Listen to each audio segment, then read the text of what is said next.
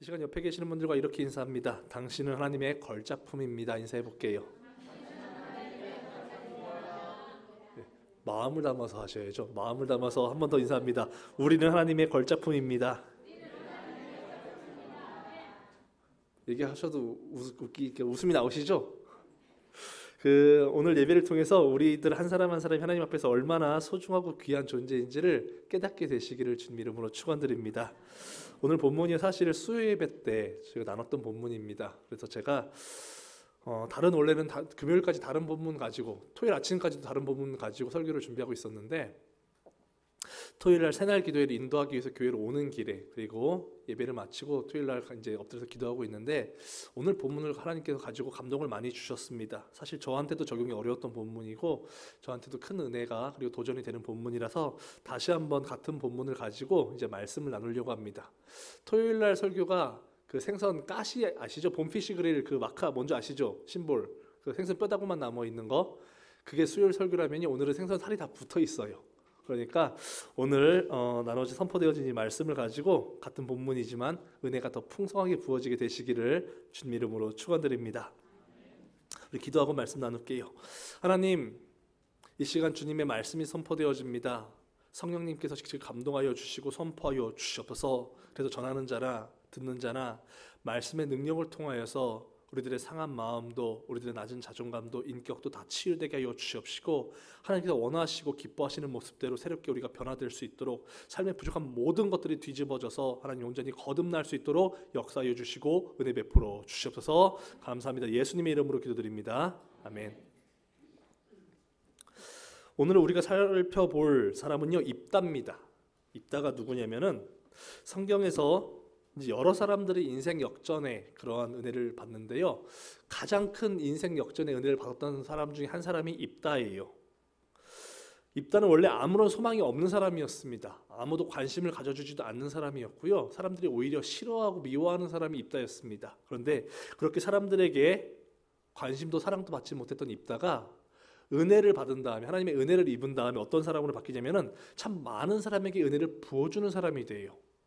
입다 때문에 사람들이 참 싫어했는데 힘들어했는데 나중에 입다가 바뀐 다음에는요 입다 때문에 사람들이 참 행복해합니다. 입다 때문에 소망을 찾은 사람들이 있어요.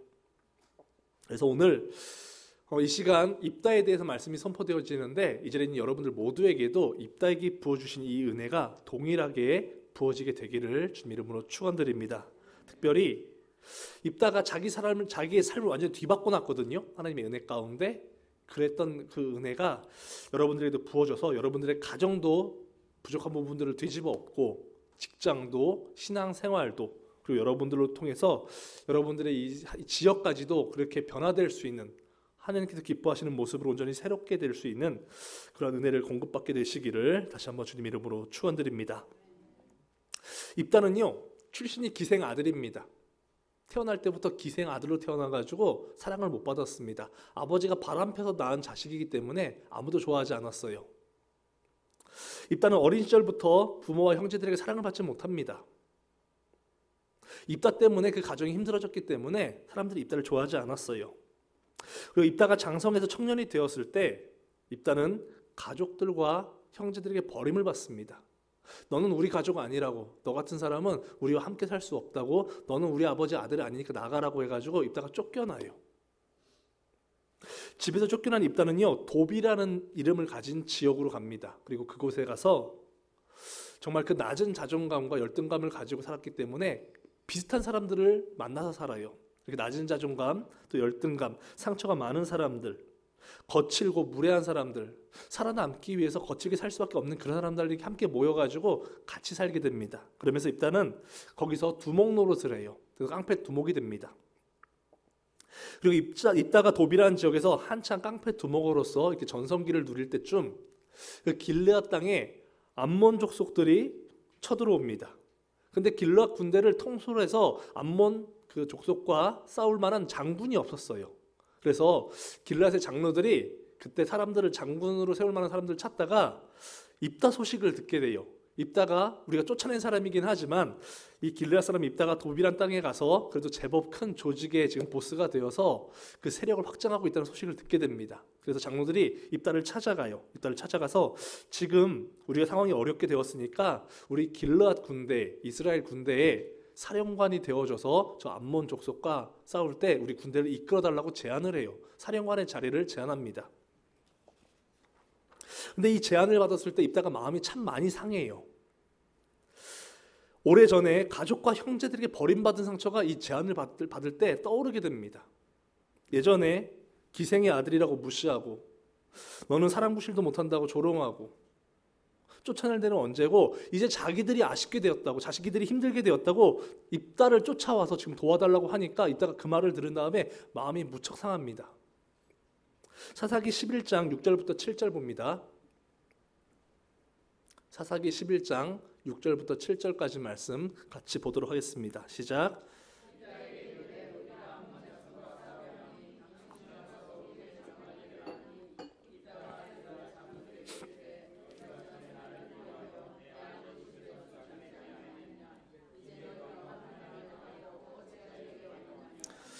입다의 말투가 어때요?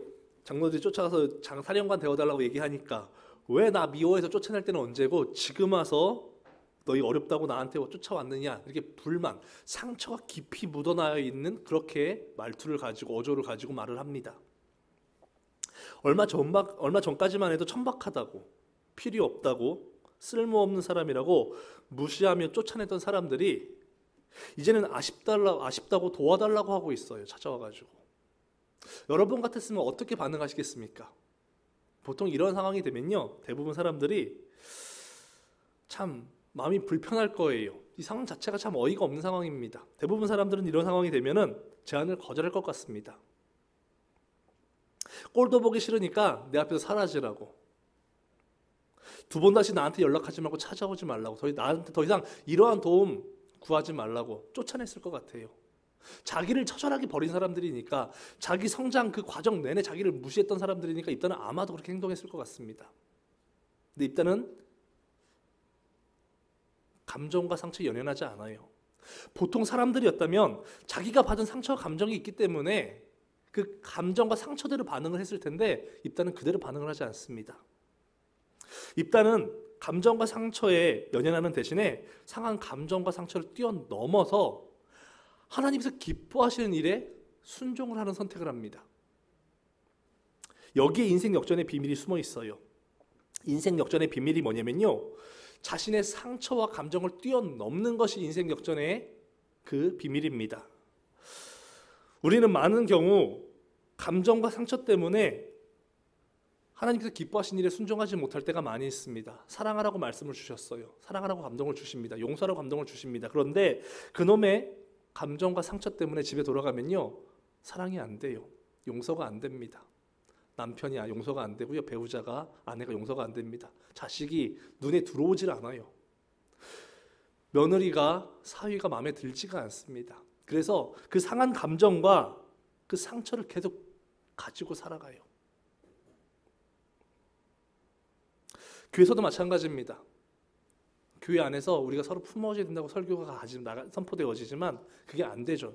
상한 감정과 이 아픔이 있기 때문에 품어지지가 않는 거예요. 그래서 품지 못하니까 어떻게 돼요? 서로 다투게 되고 상처를 입게 되고 골이 깊어져서 교회를 떠나가게 되고 교회가 쪼개지는 일이 벌어지게 됩니다. 직장 생활도 마찬가지예요. 그 상한 감정과 아픔 때문에 열심히 일해야 될 직장에서 다투게 됩니다. 직장이 쪼개져요. 직장을 그만두게 됩니다. 감정 때문에 그만둔다는 얘기예요. 일 때문에 그만두는 게 아니라. 정말 소중한 결혼 생활, 가정도 그렇게 쪼개집니다. 그 감정과 상처 때문에, 다른 게 아니에요. 감정과 상처 때문에 서로 너무 아파가지고 그 소중한 가정도 쪼개지게 됩니다. 참 많은 아픔을 겪죠. 그래서 이 상한 감정과 상처라는 것은요, 우리를 정말 많이 힘들게 만듭니다. 이 상한 감정과 상처 때문에 많은 성도들이 어려운 삶, 참 고통스러운 삶을 살아가고 있습니다. 그런데 이 상한 감정과 상처를 뛰어넘지 못하잖아요. 그러면은 평생 이렇게 살아갈 수밖에 없어요. 평생 그 상한 감정과 상처 때문에 평생 힘들어하면서 삶을 살아갈 수밖에 없습니다. 소가 여물을 먹을 때 여물을 먹은 다음에 다시 되새김질해서 다시 씹어 먹습니다. 마찬가지요. 상한 감정과 상처라는 게 여물 같은 거예요. 그래서 이게 뛰어넘지 못하면요 다시 올라옵니다. 넘어간 것 같은데 다시 올라와요. 그래서 다시 우리를 힘들게 만듭니다. 그래서 이 상한 감정과 상처를 뛰어넘지 못한 사람들은요 평생토록 본인도 힘들고 주변 사람도 힘들게 만들면서 살아갈 수밖에 없는 게 이 감정의 문제예요. 근데 입다는 이 감정을 뛰어넘죠. 그래서 인생을 뒤집어 엎어놓을 수가 있었던 것입니다. 미국 스탠포드 대학에 윌턴 미셸 교수라는 사람이 있었습니다. 이 사람이 1960년도에 아주 재미있는 실험을 해요. 어떤 실험을 했냐면은 그 대학교 안에 캠퍼스 안에 유치원이 있었는데 딱 4살짜리 만 4살짜리 아이들 100명을 모아다 놓고 사람의 감정이 사람의 삶에 어떤 영향을 미치는지를 실험을 합니다. 이 실험을 마시멜로 실험이라고 불러요. 어떤 실험이었냐면은 4살짜리 아이들 100명을 이제 한 교실에 모아놓습니다. 모아놓고 선생님이 가서 마시멜로 한 봉지씩을 다 나눠줘요. 아이들 마시멜로 정말 좋아하거든요. 그다음에 그걸 준 다음에 먹지 못하게 해요. 언제까지 먹지 못하게 하냐면은 선생님이 잠깐 급한 일이 있어서 나갔다 올 테니까 그때까지 안 먹고 기다리면은 선생님이 나갔다 와서 내가 마시멜로 똑같은 한 봉지 더 줄게 이렇게 제안을 합니다. 그리고 나가요. 그리고 밖에 나가서 이제 안에서는 밖에가 안 보이고 밖에서는 안에가 보이는 그 유리로 아이들의 행동을 관찰합니다. 아이들의 행동이 세 부류로 나눠집니다. 여러분들도 아마 세 부류로 나눠질 것 같아요. 첫 번째 그룹은요. 선생님이 나가자마자 잽싸게 봉지를 뜯어먹는 아이들이 있습니다. 통제력이 없는 애예요. 절제력이 없는 아이들입니다. 감정에 충실한 아이들이죠. 이런 분들이 계실 거예요. 두 번째는 이런 아이들입니다. 참어요. 선생님이 말씀했으니까 참습니다. 참는데 나중엔 뜯어 먹어요. 그 다음에 하는 말이 뭐냐면은 자기도 모르게 마시멜로우가 자기 입에 들어왔다고 말을 해요. 감정이 자기를 잡아먹은 거예요. 그 아이를. 노력은 했는데 의지 있었는데 감정을 통제하지 못했습니다. 세 번째 아이들은요. 이 마시멜로우를 먹으면 안 되니까 안 쳐다보려고 눈을 꼭 감아버립니다. 그리고 가만히 있으면 이게 계속 먹고 싶으니까 선생님 올 때까지 노래를 막 불러요. 어떻게든지 안 먹으려고 발악을 합니다. 애들이. 그리고 버텨내요. 감정을 다스리는 애들이 있습니다. 4살짜리인데 이걸 한다는 거예요. 그래서 선생님이 이 실험이 끝나고 교실로 들어가서 약속대로 마시멜로우를 먹지 않고 기다리는 아이들에게 한 봉지씩 더 마시멜로우를 줍니다. 그리고 실험이 끝나요. 실험이 끝난 다음에 미셸 교수는 아이들 부모에게 일일이 전화번호랑 주소를 다 받아놓습니다. 그리고 아이들 부모에게 한 가지를 당부해요. 당신들이 어디에 이사를 가서 살던지 우리 연구진에게 항상 그 주소와 전화번호를 꼭 제공해달라고 그리고 당부를 합니다. 그리고 14년이라는 시간이 지나서 아이들이 18살이 됩니다. 이제 대학 진학을 앞두고 있어요. 연구진이 다시 모여가지고 미국에 흩어진 그 100명 아이들을 다 수소문합니다. 수소문해가지고 아이들의 뒷조사를 다시 시작합니다. 이들의 학업 성적과 인간관계, 친구관계, 교사의 평가, 부모의 만족도 등 다방면에서 이들의 감정이 삶에 어떤 영향을 미쳤는지를 조사하기 시작합니다. 조사를 해봤더니 IQ에는 차이가 없었대요. 빨리 뜯어먹는 놈이나 늦게 뜯어먹는 놈고 참고 견디는 놈이나 IQ는 아무런 문제가 없었어요. 그런데 특이한 점이 발생하기 시작합니다. 그게 뭐냐면은 과자를 빨리 뜯어먹은 아이들 그리고 참지 못해서 뜯어먹은 아이들과 끝까지 참고 안 먹은 아이들 이 두 부류의 아이들 사이에 SAT 성적이 평균 200점 이상 차이가 났다고 합니다. 10% 차이가 난 거예요. 이 실험을 근거로 해서 데니얼 골먼이라는 박사가 이모셔널 퀘션트라는 EQ라는 단어를 만들어낸 거예요. 감성 지수라는 단어를 만들어냅니다. 그러면서 어떻게 정의를 내리냐면요.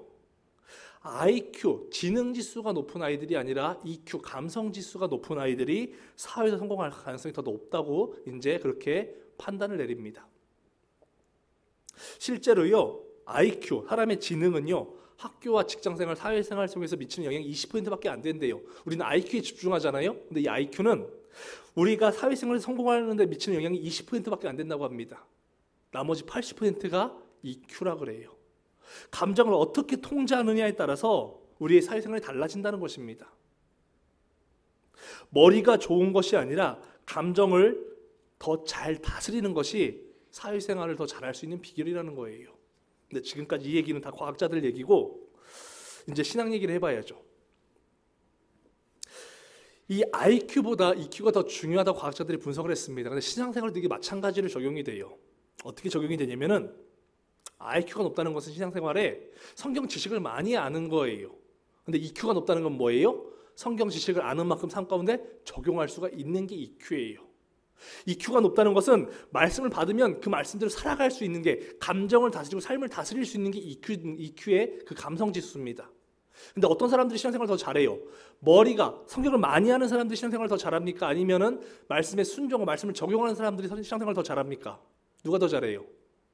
EQ가 높은 사람이 더 잘하는 거죠. 신앙생활은요, 지식으로 하는 게 아니고요, 삶으로 하는 거예요. 많이 아는 게 중요한 게 아니고요, 얼마만큼 적용하느냐가 중요한 겁니다.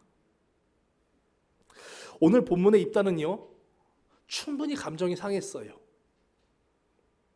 충분히 상처를 많이 받았기 때문에 힘들었습니다.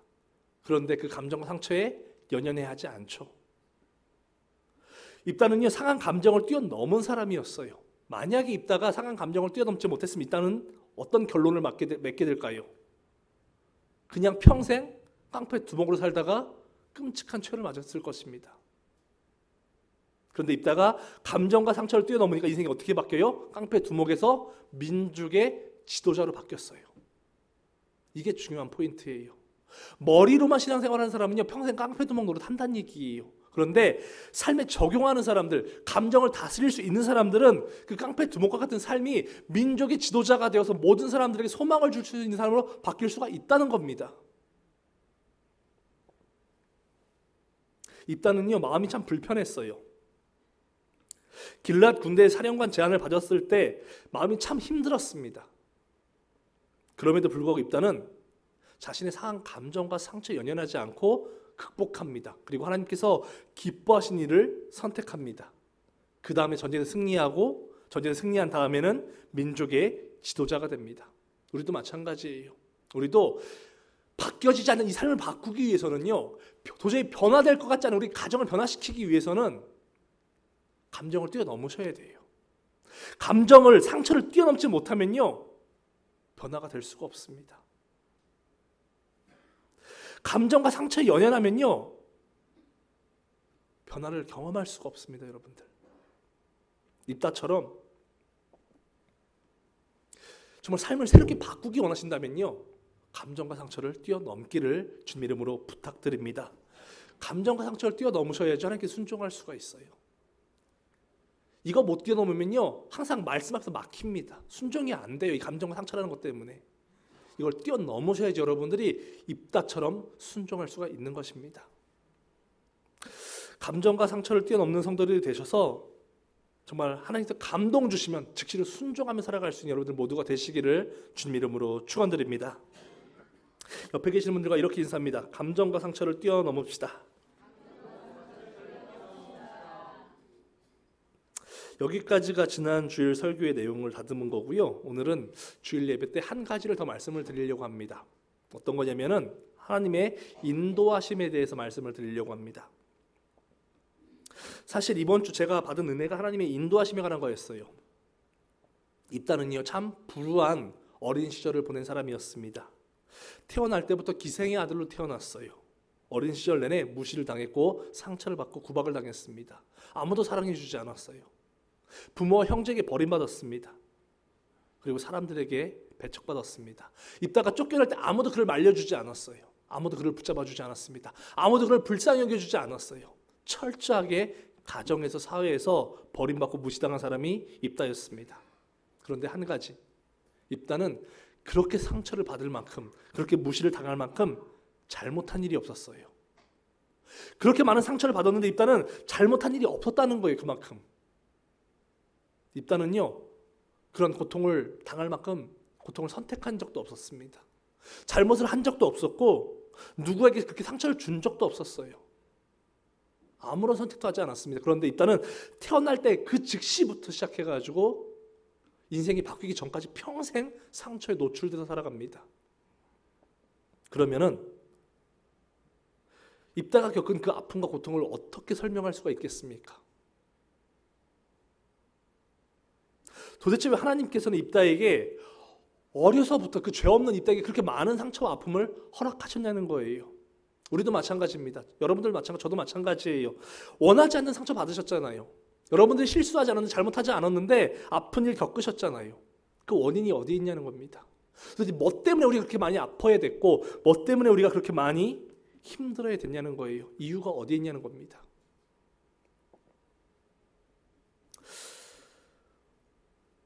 오늘 성경에는 이 고민에 대한 답이 있습니다. 그리고 그 고민에 대한 답이 뭐냐면 하나님의 인도하심이에요. 오늘 본문 사사기 11장 1절부터 3절까지 말씀 우리 다시 한번 같이 읽어보도록 하겠습니다. 사사기 11장 1절부터 3절까지 말씀입니다. 같이 읽습니다. 시작.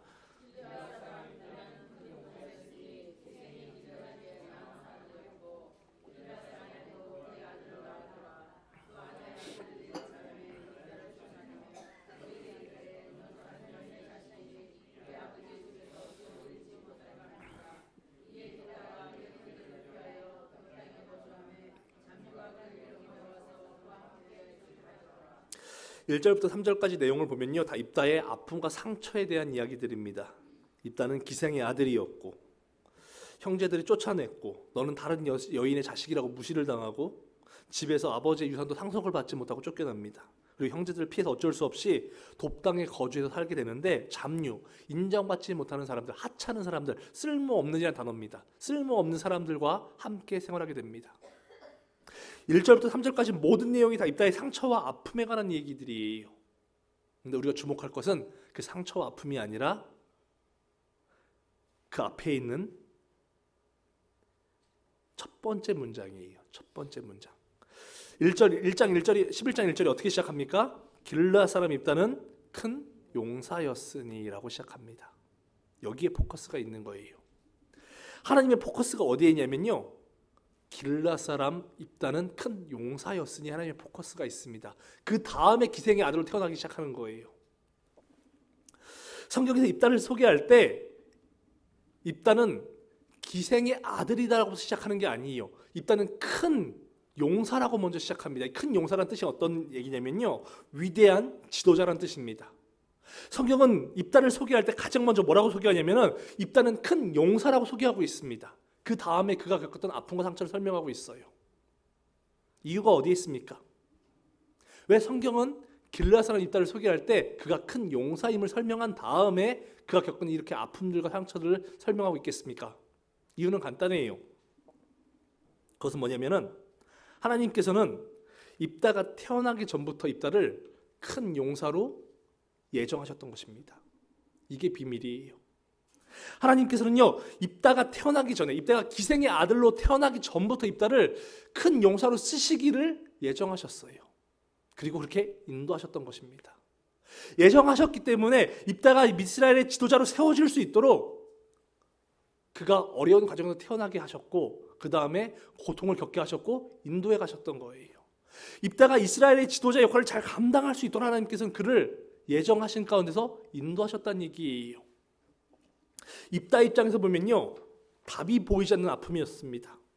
입다 입장에서 보면은 참 불공평한 고통처럼 보였습니다. 그런데 하나님 입장에서는 달라요. 하나님 입장에서는 이게 입다를 방치하신 게 아니고요, 고통 가운데 그냥 버려두신 게 아니라 입다를 이스라엘의 지도자로 세우시기 위해서 계속 인도하시고 계시는 과정이었다는 거예요.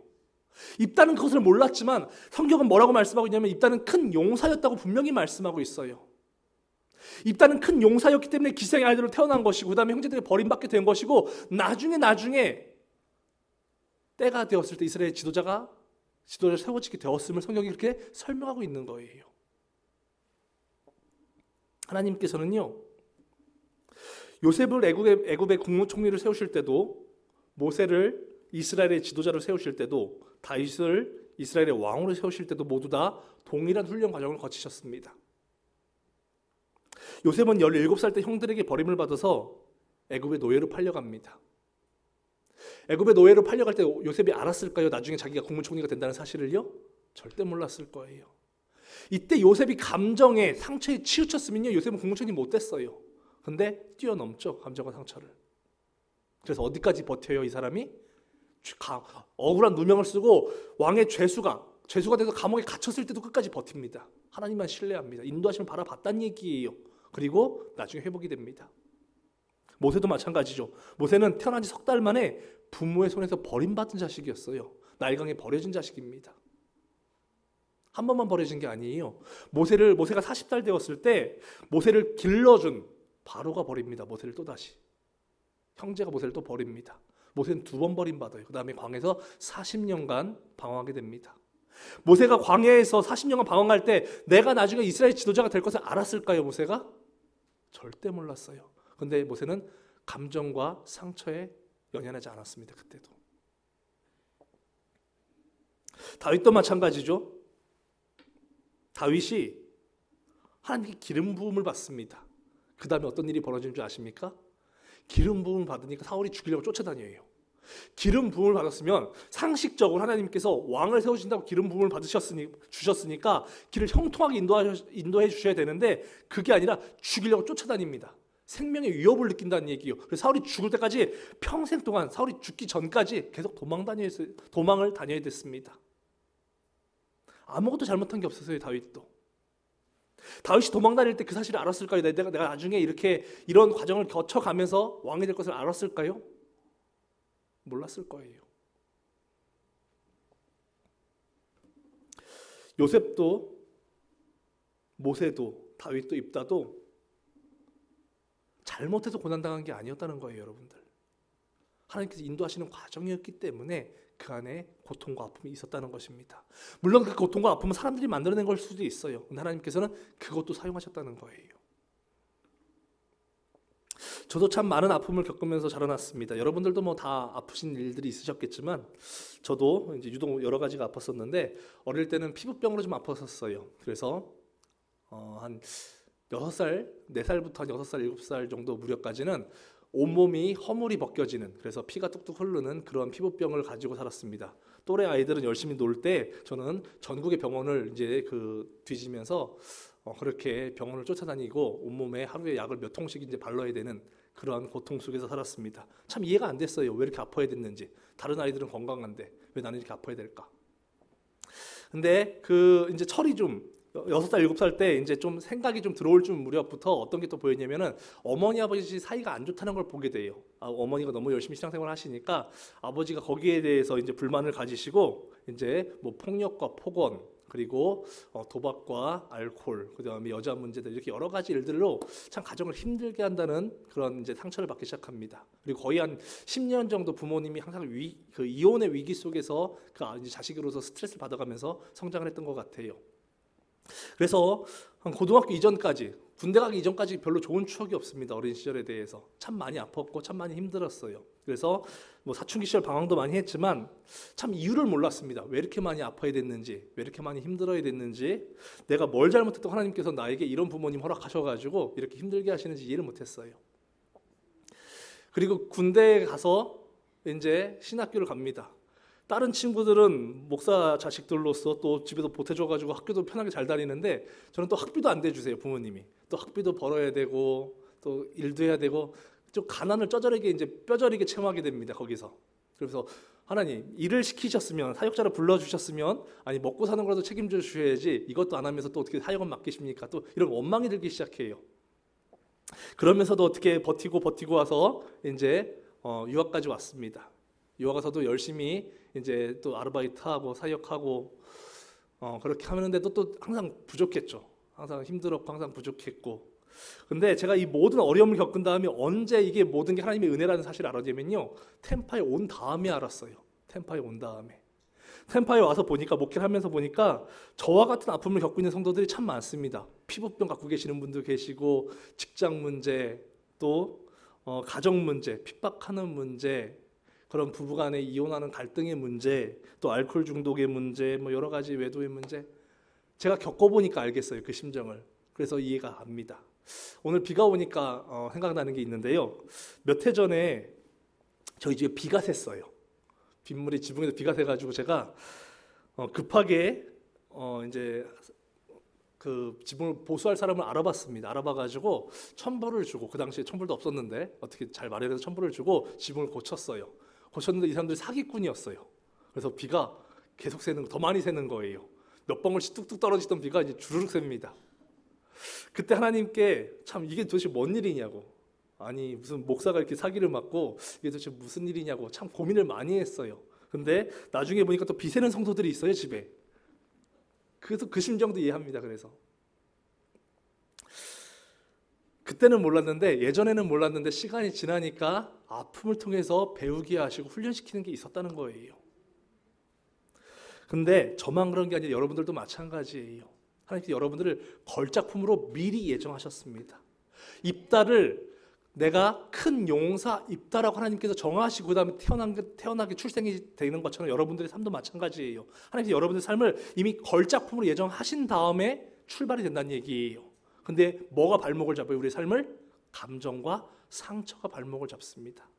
그래서 이 감정과 상처를 뛰어넘는 사람은요, 걸작품이 돼요. 삶이 바뀌어집니다. 근데 감정과 상처를 뛰어넘지 못하는 사람은요, 그 감정과 상처 때문에 걸작품이 될 수가 없는 거예요. 발목이 잡혀가지고.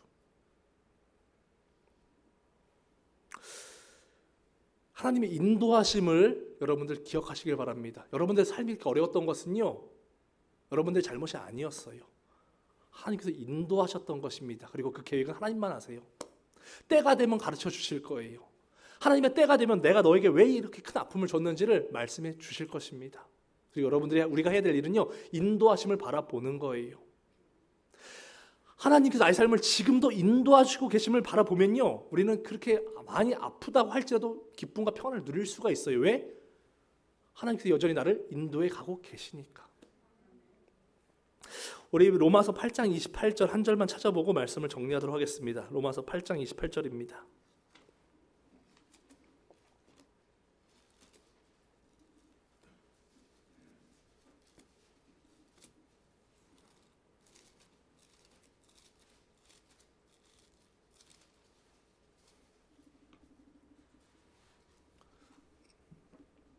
로마서 8장 28절 같이 읽습니다. 시작.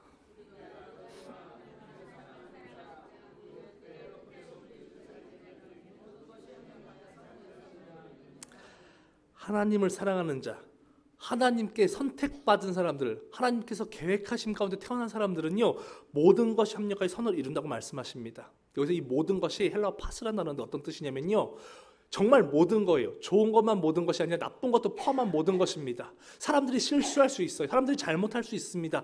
사람들이 못된 짓 할 수 있어요. 내가 원하지 않는 일들이 터질 수가 있습니다. 근데 그 일들까지 포함해서 모든 것이란 얘기예요. 여러분들이 살아갈 때 여러분들이 겪게 되는 그 모든 일들, 원하는 일들, 계획했던 일들, 그것뿐만 아니라 계획하지 않았던 일들, 내 뜻대로 되지 않았던 일들, 내가 원하지 않는 그 일들까지 다 합쳐서 어떤 것들이 이루어요? 지금 선을 이룬다고 말씀하십니다. 여러분들이 삶 가운데 있는 그 모든 것들이 하나님의 인도하심 속에 있다고 믿으면 여러분들은요, 낙심하지 않을 수가 있어요. 내 삶을 인도하신다고 해서 믿을 수만 있다면요, 우리는 아파하지 않을 수 있습니다. 왜? 이것은 나를 걸작품으로 만들어 가신 과정에서 깨달을 수 있기 때문에 그렇습니다. 자녀들에게도 마찬가지예요. 배우자에게도 마찬가지입니다. 가족들에게도 마찬가지예요. 저들의 모습에 만족스럽지 않다고 여러분들 실망하지 마시고요, 만들어 가시는 과정이라는 것을 한번 바라보시기 바랍니다. 그럼 실망하지 않을 수 있어요. 그걸 못 바라보면요, 성이 안 차니까 마음이 아프겠죠. 감정과 상처를 뛰어넘으셔야지 근데 그걸 바라볼 수가 있습니다.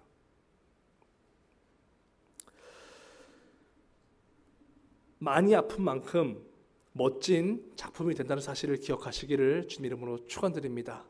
내가 남보다 많이 아팠다는 것은요, 하나님께서 나를 더 귀하게 쓰신다는 얘기예요.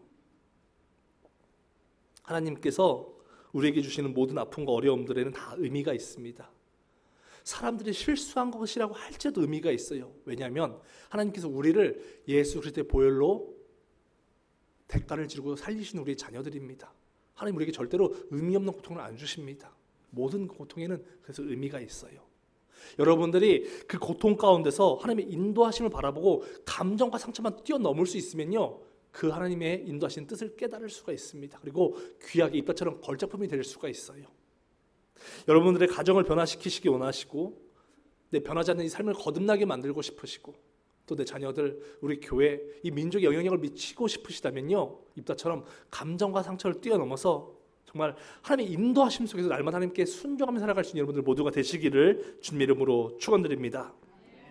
특별히 상한 감정과 아픔들 때문에, 그 상처들 때문에 힘들어하는 성도들이 계시다면요, 하나님의 인도하심을 바라보면서 그 상한 감정과 아픔을 뛰어넘을 수 있는 여러분들 모두가 되시기를 주님의 이름으로 축원드립니다. 우리 찬송 384장 같이 찬송한 후에 성찬에 참여하겠습니다. 이 시간 찬송가 384장 찬송하실 텐데요, 1절 가사를 보면 내용이 이렇습니다. 나의 갈 길 다가도록 예수 인도하시니 내 주 안에 있는 긍휼을 어찌 의심하리요. 믿음으로 사는 자는 하늘 위로 받겠네. 무슨 일을 만나든지 만사 형통하리라. 오늘 설교의 핵심을 다 요약해 놓은 거예요.